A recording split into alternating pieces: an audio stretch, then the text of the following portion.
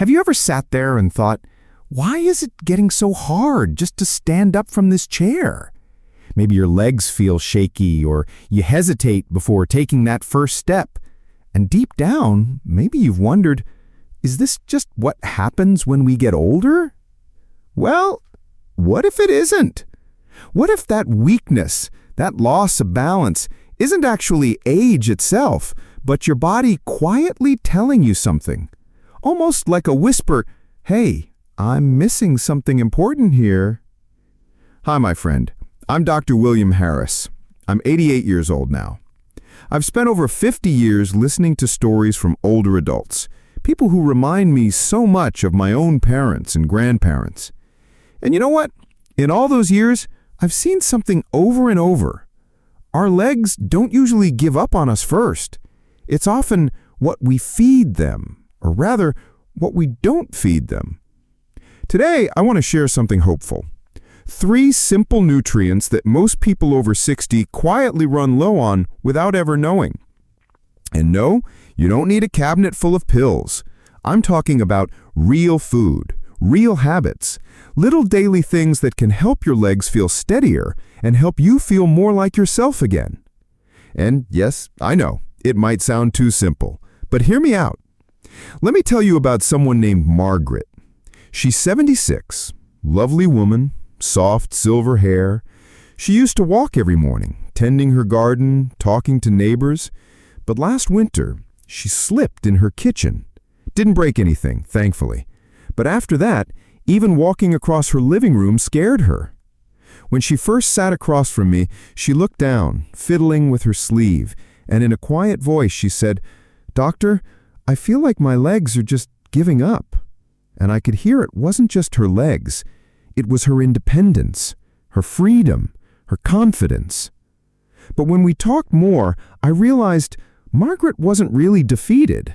Deep down, she was hoping someone would tell her there was something she could do. And there is. See, after 60, something sneaky happens inside our bodies. Our stomachs make less acid, so it's harder to absorb vitamin B12. Our skin gets worse at turning sunlight into vitamin D. And many folks take medicines like heartburn tablets or diabetes pills that quietly drain magnesium from the body. Little by little, this leaves your muscles weaker, your nerves slower, and your balance, well, just not what it used to be. Margaret's meals? Pretty typical. Toast, tea, a little cheese, not much protein, rarely any fish, and she almost never sat outside. So I asked her gently, would you be willing to try a few small things? Nothing fancy, just small steps. And she nodded. First, vitamin B12. Think of it like the insulation on a wire. Without enough B12, the nerves can't send messages properly to your muscles. That's when legs start shaking or you feel unsteady. So I suggested 1 boiled egg in the morning, or a cup of plain yogurt, or, if she liked, a small piece of chicken or fish at lunch. Next, vitamin D. This one's a biggie. It keeps your bones and muscles strong. But after 60, we hardly make it from the sun. So I asked Margaret to step outside each morning, just 10-15 minutes, let the gentle sun touch her face and arms, nothing more. And if she could, have salmon or sardines once or twice a week. Even fortified milk helps. Then there's magnesium. It's like the conductor that keeps muscles moving smoothly without cramping at night. Margaret sometimes woke up at 2 a.m., legs locked in pain.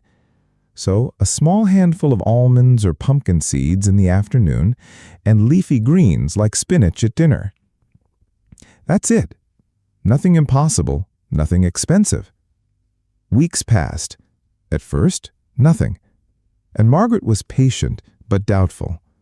But by week 4, she messaged me, "Walked a little further today." By week 6, she sent a photo of herself beside her rose bush. No cane, no arm to lean on, just her. She didn't look 40 again, but she looked steady. And the smile? Priceless. Now stop and ask yourself, do you feel your legs tiring faster? Do you hold on to walls more often? Do your feet tingle sometimes? Or do you wake at night with painful cramps? If yes, maybe, just maybe, it's your body whispering, "Feed me what I'm missing." Some folks ask me, why didn't anyone tell me this before? Truth? Because deficiencies sneak up slowly. Doctors often focus on medications and big diagnoses, but food? Habits? These get forgotten. But you can remember, and start even tomorrow. Imagine this. Tomorrow morning, you boil an egg. Around noon, you sit by the window or step onto the balcony, let the sun warm your arms. Later, a handful of seeds. Dinner? Some greens, lightly cooked. That's it. Simple, right? But powerful. Let me tell you about Michael, too. He's 82, a retired mechanic. Could barely walk 5 minutes before his legs felt like concrete. Night cramps made him dread bedtime. He told me, "Doctor, I don't want to end up in a wheelchair." Same plan? Egg or yogurt, bit of fish, sunlight, seeds, greens. Nothing fancy. Weeks went by. Michael doubted too. But by week 3, "Doctor, the cramps stopped." By 2 months, he walked to the end of his street, unaided. Was it magic? No. Just giving the body what it quietly asked for. Now, let's remember together, softly, what I call the 5 gentle reminders. Don't skip breakfast, it fuels your muscles. A few minutes of morning light, it feeds vitamin D. 1 serving daily of fish, eggs, or fortified milk, it keeps vitamin stores steady. Seeds or greens each day, they bring magnesium. And most important, don't wait until you can't walk. Begin now. And if your mind whispers, "But I'm too old," hush it gently. You aren't too old to feed your body better. You're right on time.